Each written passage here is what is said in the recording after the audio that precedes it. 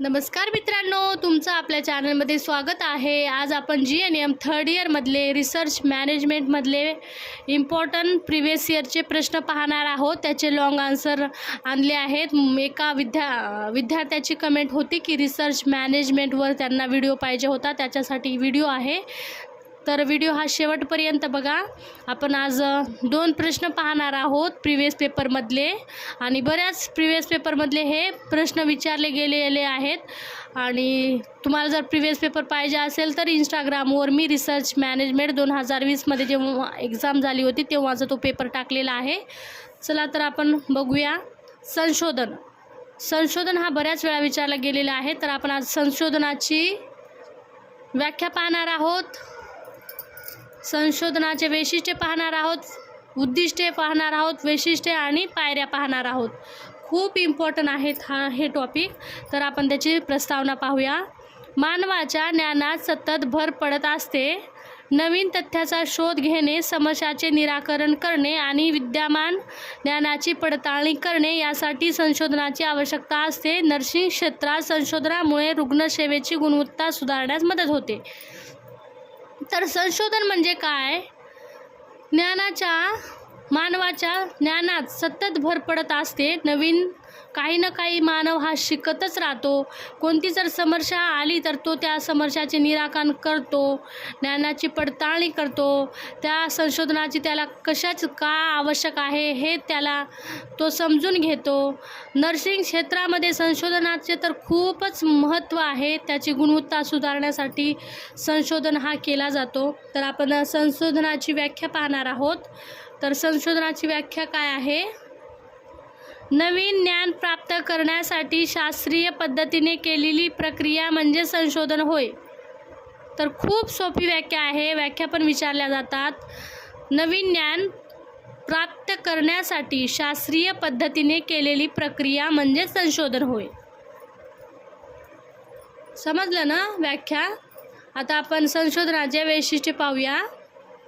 संशोधनाचे वैशिष्ट्य काय काय आहे? नंबर 1चं वैशिष्ट्य आहे संशोधन ही शस्त्रक्रिया प्रक्रिया आहे। नंबर 2 आहे संशोधन पद्धतशीरपणे केले जाते। संशोधन हे वस्तुनिष्ठ आहे। संशोधन हे तर्कशुद्ध असते, अनुभव व निरीक्षणावर आधारित असते। संशोधनाची पुनर्पडताळणी करता येते आणि संशोधन समस्येचे निराकरणासाठी उपयोगी ठरते। तर काय आहे संशोधनामध्ये? संशोधनाचे वैशिष्ट्ये: संशोधन ही शस्त्रक्रिया प्रक्रिया आहे। संशोधन पद्धतशीरपणे केले जाते, ती वस्तुनिष्ठ असते, तर्कशुद्ध असते, अनुभव व निरीक्षणावर आधारित असते। जास्तीत जास्त अनुभव जर घेतले कोणत्या गोष्टीमध्ये तर त्या संशोधनाचं काय होतं? निरीक्षण आधारित असतो। पुनर्पडताळणी त्याच्यामुळे करता येते आणि संशोधन समस्येचे निराकरणात उपयोगी ठरतात। तर आपण आता संशोधनाचे उद्दिष्टे पाहूया। संशोधनाचे उद्दिष्टे आणि वैशिष्ट्ये हे 5 मार्कासाठी विचारले गेलेले होते बऱ्याच वेळा। तर संशोधनाचे उद्दिष्टे पाहूया। नवीन ज्ञान प्राप्त करणे, समस्येचे निराकरण करणे, तथ्याचा शोध घेणे, गृहीतकाची चाचणी करणे, ज्ञानात भर घालणे, नर्सिंग सेवाची गुणवत्ता सुधारणे, आरोग्य सेवा अधिक प्रभावी बनवणे। तर काय आहे उद्दिष्ट बघा? नवीन ज्ञान प्राप्त करणे, समस्याचे निराकरण करणे, तथ्याचा शोध घेणे, गृहीतकाची चाचणी करणे, ज्ञानात भर घालणे, नर्सिंग सेवाची गुणवत्ता सुधारणे आणि आरोग्य सेवा अधिक प्रभावी बनवणे। तर हे झाले संशोधनाचे उद्दिष्टे। चला पुढे पाहूया। संशोधनाच्या पायऱ्या पाहूया आपण। काय काय आहे पायऱ्यामध्ये? नंबर 1ची पायरी आहे संशोधन समस्या निवडणे। संशोधन समस्या निवडणे। नंबर 2 आहे साहित्य समीक्षा करणे। नंबर 3 आहे उद्दिष्ट निश्चित करणे। नंबर 4 आहे गृहीतके मांडणे। नंबर 5 आहे संशोधन आराखडा तयार करणे। नंबर 6 आहे नमुना निवडणे। नंबर 7 आहे माहिती संकलन करणे। नंबर 8 आहे अहवाल लेखन करणे। नंबर 9 आहे निष्कर्ष काढणे आणि नंबर 10 माहितीचे विश्लेषण करणे. तर काय काय आहे समरशाच्या पायऱ्या, संशोधनाच्या पायऱ्या. तर संशोधन समरशा निवडणे, साहित्य गोळा करणे, संशोधनाचे उद्दिष्टे निश्चित करणे, त्याच्यावर काही गृहीतके मांडणे, संशोधनाचा आराखडा तयार करणे, नमुना निवडणे, कोणता नमुना घ्यायचा आहे त्याची निवड करणे, माहिती संकलन करणे, जास्तीत जास्त माहिती गोळा करणे, अहवाल लेखन करणे. अहवाल करणे खूप गरजेचे आहे. निष्कर्ष त्याच्यावर काय मिळतो ते निष्कर्ष काढणे आणि माहितीचे विश्लेषण करणे. जास्तीत जास्त माहितीचे विश्लेषण केल्यामुळे जास्त माहिती भेटते. तर आपण संशोधनाचे घटक पाहणार आहोत. नंबर 1चा घटक आहे शीर्षक, टायटल. नंबर 2 आहे समरशा, प्रॉब्लेम, उद्दिष्ट, ऑब्जेक्टिव्स. नंबर 4 आहे गृहीतके, हायपोथेसिस. 5 आहे साहित्य समीक्षा, रिव्ह्यू ऑफ द लिटरेचर. 6वा आहे पद्धती, मेथोडॉलॉजी. आणि 7वा आहे नमुना, सॅम्पल. 8वा आहे माहिती संकलन, डाटा कलेक्शन. 9वा आहे निष्कर्ष, एक्सपेक्टेड फाइंडिंग. तर घटक काय आहे संशोधनाचे? शीर्षक, समरशा, उद्दिष्ट, गृहीतके, समीक्षा, पद्धती, नमुना, माहिती संकलन आणि निष्कर्ष असे संशोधनाचे घटक आहे. त्याच्यातून आपल्याला निष्कर्ष काय मिळतो ते पाहूया. संशोधनाचे निष्कर्ष. संशोधन ही ज्ञानवाढीसाठी अत्यंत महत्त्वाची वैज्ञानिक प्रक्रिया आहे. नर्सिंग क्षेत्रात संशोधनामुळे रुग्णसेवा, आरोग्य शिक्षण आणि आरोग्य व्यवस्थापन याची गुणवत्ता सुधारण्यास मदत होते. त्यामुळे प्रभावी व पुराव्यावर आधारित नर्सिंग सेवा देण्यासाठी संशोधन आवश्यक आहे. तर काय आहे निष्कर्ष? संशोधन ही वृद्धीसाठी अत्यंत महत्त्वाची वैज्ञानिक प्रक्रिया आहे. नर्सिंग क्षेत्रामध्ये याचं खूप महत्त्व आहे. रुग्णसेवा, आरोग्य शिक्षण आणि आरोग्य व्यवस्थापन याची गुणवत्ता सुधारण्यासाठी संशोधनाची आपल्याला काय मदत होते त्यामुळे प्रभावी व पुराव्यावर आधारित नर्सिंग सेवा देण्यासाठी संशोधन आवश्यक आहे. एवढंच होतं संशोधनामध्ये. बऱ्याच वेळा एक्झाममध्ये हा प्रश्न विचारला गेलेला आहे, तर तुम्ही हा प्रश्न करून ठेवा. तर याच्यामध्ये काय आहे बघा, त्याची पहिली थोडी प्रस्तावना झाल्यानंतर त्याची व्याख्या लिहायची. व्याख्या झाल्यानंतर त्याचे वैशिष्ट्य काय काय आहे ते लिहायचं आणि वैशिष्ट्यानंतर त्याचे उद्दिष्ट काय काय आहे ते लिहायचं. उद्दिष्टानंतर पायऱ्या कोणकोणत्या आहेत त्याच्या ते लिहायच्या. पायऱ्या झाल्यानंतर मग घटक कोणकोणते आहे आणि निष्कर्ष. एवढं झालं. आपण पुढचा प्रश्न पाहूया. शिकण्याची पद्धत, तत्वे, योजनाच्या पायऱ्या हे खूप महत्त्वाचं आहे. बऱ्याच वेळा प्रश्नपत्रिकामध्ये विचारले गेलेलं आहे शिकणे. आणि मग शिकण्याच्या पद्धती पाहूया, तत्वे, योजनाच्या पायऱ्या आणि काय काय आहे त्याच्यामध्ये ते पाहूया. तर आपण शिकण्याची प्रश्न दुसरा आहे आपला हा.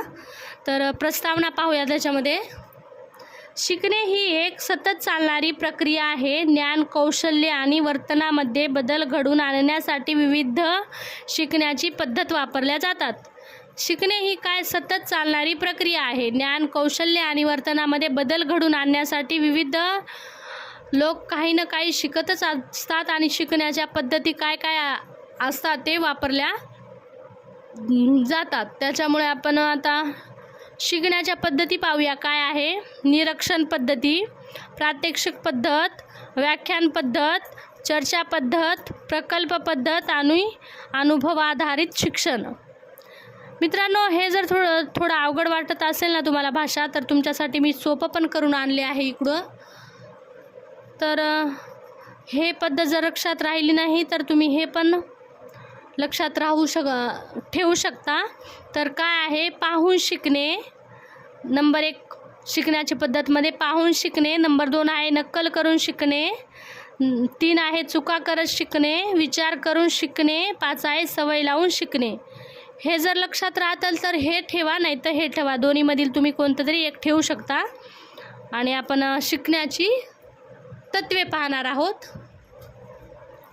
तर शिकण्याची तत्वे काय आहे? सोप्याकडून कठीणाकडे जाणे, ज्ञाताकडून अज्ञानाकडे जाणे आणि ठोसाकडून अमृताकडे जाणे, सक्रिय सहभागाचे, वैयक्तिक फरकाचे तत्वे, पुनरावृत्तीचे तत्वे आणि प्रेरणाचे तत्वे. हे थोडं अवघडच वाटते ना भाषा, तर तुमच्यासाठी अजून मी सोपं करून पण आणलं आहे मुद्दे. तर नंबर 1ची आहे तत्व: शिकण्याची इच्छा असावी, सराव करावा, लक्ष देऊन शिकावे, समजून शिकावे. 5 आहे शिकलेली गोष्ट वापरावी, सोप्या गोष्टीकडून अवघड गोष्टीकडे जावे आणि प्रोत्साहन मिळेल तर शिकण्यामध्ये खूप वेगळीच काही मजा असते. त्याचे असे तत्वे होते. तर काय आहे? शिकण्याची इच्छा असणे, सराव करणे, लक्ष देऊन शिकणे, समजून शिकणे, शिकलेल्या गोष्टी वापरात आणणे, सतत वापरणे, रोजच्या दैनंदिन कार्यामध्ये गोष्टी, सोप्या गोष्टीपासून अवघड गोष्टीकडे जावे, प्रोत्साहन मिळेल तर शिकण्यामध्ये अजून चांगला प्रोत्साहन मिळतो. तर आपण पायऱ्या पाहूया. काय आहे पायऱ्या?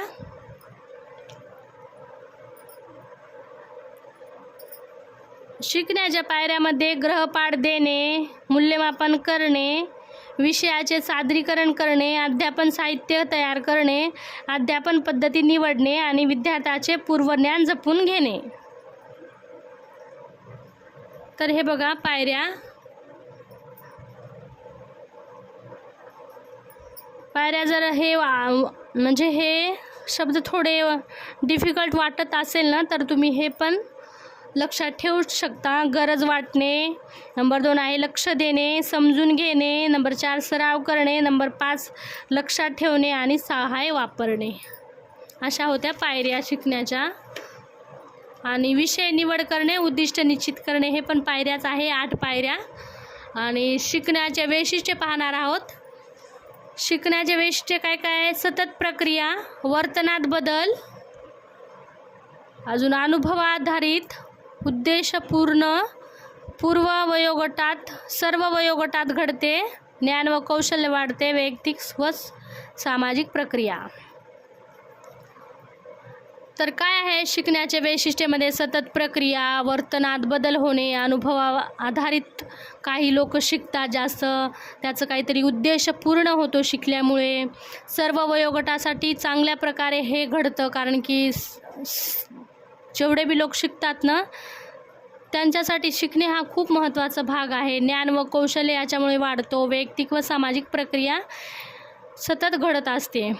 तर छोटी व्याख्या आहे अजून: ज्ञान, कौशल्य आणि सवयी प्राप्त करण्याच्या प्रक्रिया म्हणजे शिकणे. शिकण्याची व्याख्या काय आहे? ज्ञान, कौशल्य आणि सवयी प्राप्त करण्याच्या प्रक्रियेला काय म्हणतात? शिकणे. तर याच्यातून आपल्याला निष्कर्ष काय भेटतो? शिकणे ही व्यक्तिमत्व विकासासाठी आवश्यक प्रक्रिया असून ती ज्ञान, कौशल्य आणि वर्तन सुधारण्यास मदत होते.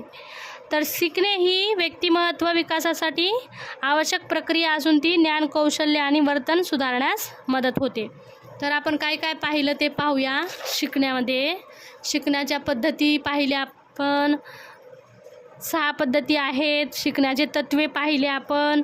शिकण्याच्या पायऱ्या पाहिलेत. पायऱ्यानंतर आपण त्याचे वैशिष्ट्य पाहिले, त्याची व्याख्या पाहिली आणि त्याचं निष्कर्ष पाहिले. तर अजून आपण पहिला प्रश्न संशोधन पाहिलं. तर मित्रांनो, व्हिडिओ जर आवडला असेल तर व्हिडिओला लाईक करा. अजून याच्यामधले प्रश्न बाकी आहे, उद्याला मी ते पण प्रश्न लवकरच घेऊन येईल. तर भेटूया आपण नेक्स्ट व्हिडिओमध्ये. चॅनलला सबस्क्राईब करा, व्हिडिओला लाईक करा, मित्रांपर्यंत शेअर करा. Bye bye.